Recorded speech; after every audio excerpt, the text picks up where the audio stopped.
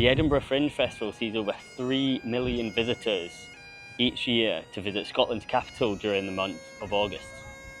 But for performers it can be a very expensive month. So how are they supported by governments and institutions? My name's Angela King.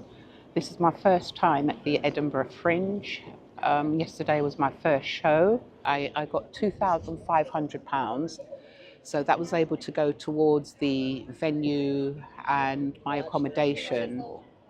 I've actually applied to the Arts Council about 4 times before. I'd say about 10 years ago. My lecturer asked me to complete an application form, and he said, "Why do you think you're not getting the grant?" I said, "Well, I don't know. I really didn't know." And he said, "Angela, I've worked for the Arts Council many years and you're not getting it because you're black." And I thought, okay, fine. Well, I'm not going to apply for anything to do with the government. I'll just do it on my own. Angela's grant was issued by Keeping It Fringe, supported by the Scottish Expo Fund. Shannon Brooke, an Australian comedian, signed up to the Free Fringe scheme instead. It's free fringe. I just have to pay for the registration, and obviously you don't get the same level of marketing that you'd get. The venues are obviously my room is in a karaoke room, so it's really small and the capacity is less, but I feel like for a first fringe I'm not in a position where I can really lose much money. Culture is a devolved sector, so all decisions for budget and investment for creative industries has to be processed through here at the Scottish Parliament. I reached out to the Scottish Government to find out more. A representative said, "It is deeply disappointing that the Scottish Government was not given the opportunity to properly scrutinise and provide input to the Creative Industries Sector Plan ahead of its publication."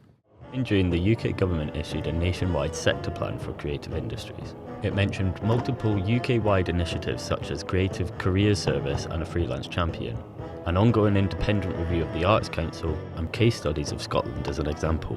But this plan can be seen to have little to no relevance outside of England.